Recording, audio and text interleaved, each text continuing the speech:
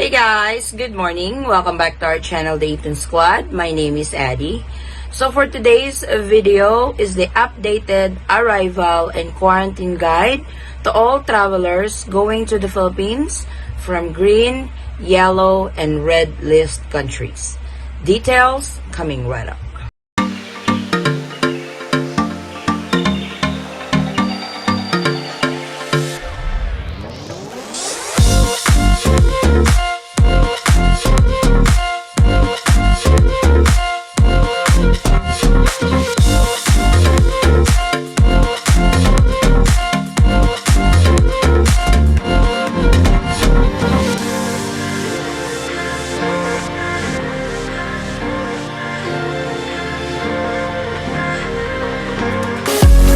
So the IATF has finally posted the countries that belongs to the red list and the countries that belong to the green list. There is really no list for the yellow listed countries. Like they said, those countries that are not on the green list and not on the red list will be on the yellow list. So this video is in reference for the most updated arrival and quarantine guide to the Philippines. So let's start with green list. For green list, these are the guidelines for travelers from green list countries, territories, or jurisdiction.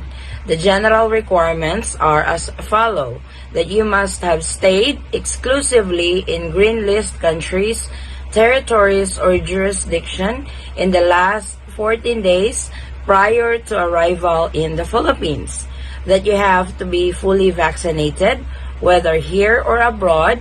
Inbound passengers from the list will undergo 7 days facility-based quarantine and RT-PCR test on the 5th day from arrival. Also, vaccination status independently verified or confirmed by Philippine authorities as valid and authentic upon arrival in the country.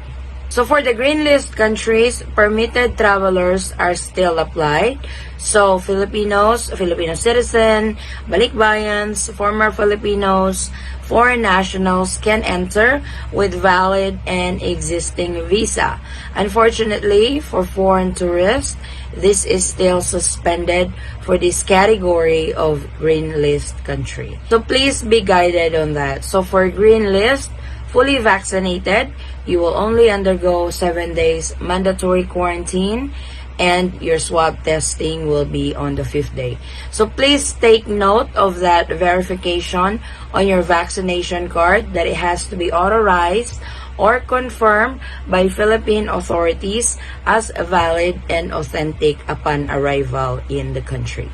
So since fully vaccinated is accepted in the green list country, an individual is considered fully vaccinated if he or she received the second dose in a 2-dose series no less than 2 weeks, he or she received a single-dose vaccine less than 2 weeks, and number 3, vaccines received are included either in the Philippine Food and Drug Administration Emergency Use Authorization List, through a compassionate special permit or emerging use listing of the World Health Organization.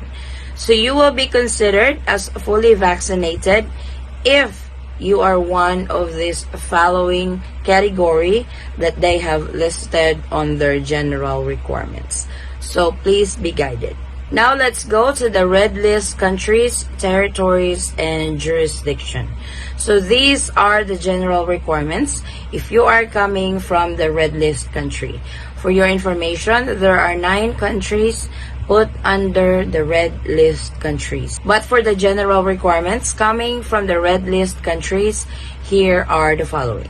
Only Filipinos returning via government-initiated or non-government-initiated repatriation and balikbayan flights may be allowed to enter the Philippines. Returning Filipinos will undergo 14-day quarantine upon arrival. RT-PCR test will be conducted on the 7th day from arrival. So only Filipino citizens are allowed to enter coming from the red list countries.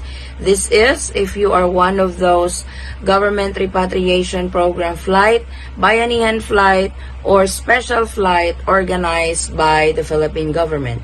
If not, you will not be allowed to enter the Philippines. So balikbayan program from these countries, balikbayan program for red list country is suspended at the moment. This is until September 18th of 2021.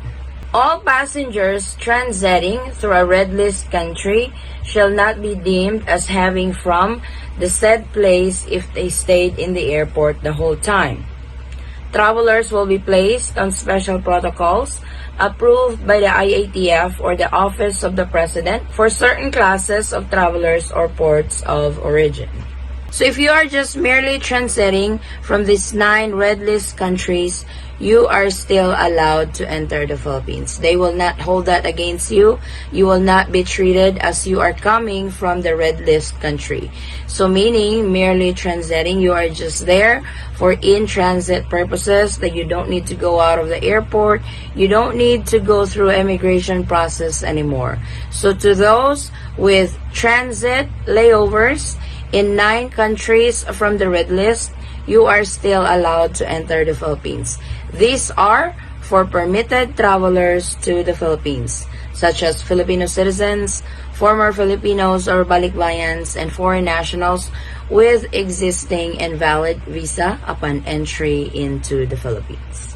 And for our last category is the yellow list countries or jurisdiction or territories. These are the general requirements if you are coming from the yellow list. They don't really have a specific country that is listed on the yellow list. What they just said, if the country is not listed on the green list and not listed on the red list, those countries belong to the yellow list. For example, the United States of America belongs to the yellow list. So here are the general requirements to those travelers who are permitted to enter the Philippines coming from the yellow list countries. Inbound travelers, regardless of vaccination status, with travel history from the list, will undergo 14 days quarantine upon arrival. So 14 days, meaning 10 days in the hotel that is accredited by the DOH. Then the remaining 4 days is to your final destination. RT-PCR testing will be conducted on the 7th day from the arrival. Travelers will be placed under special protocols approved by the IATF or the Office of the President for certain classes of travelers or ports of origin. So again, permitted travelers also applies to the yellow list countries, jurisdictions, or territories. These are Filipino citizens, balikbayan, dual citizens, foreign nationals with valid and existing visa. So you will have to go through a 10-day mandatory quarantine in a facility or a hotel that is accredited by the Department of Health. Then you will continue your remaining 4 days at home in your final destination. So these are the general requirements for travelers going to the Philippines coming from the green list countries, yellow list countries, and red list countries, jurisdiction, or territories. So please be guided for the updated arrival guide and quarantine protocols to the Philippines for this month, September. If I may add, I also want to remind everybody that aside from these general requirements, you will have to register with different platforms such as One Health Pass, Trace app, ECIF QR code for your swab testing. And also you have to have a confirmed booking in a hotel for your quarantine. So please take note of that, because without this that I mentioned, you may not be allowed to board the aircraft. So thank you guys so much for watching. If you find this video helpful, please give it a thumbs up and share it with your friends and family whom you know that can use this video as reference. If you are new to our channel, welcome. We do travel updates, and if you are not a subscriber yet, please consider subscribing and don't forget to hit the notification bell so you will be notified on updates like this. And to our subscribers and new subscribers, thank you so much for the continued support and trust to our channel, the Eaton Squad. I hope to see you guys on our next travel update. Stay safe, stay healthy, and God bless everyone. Bye. Alright.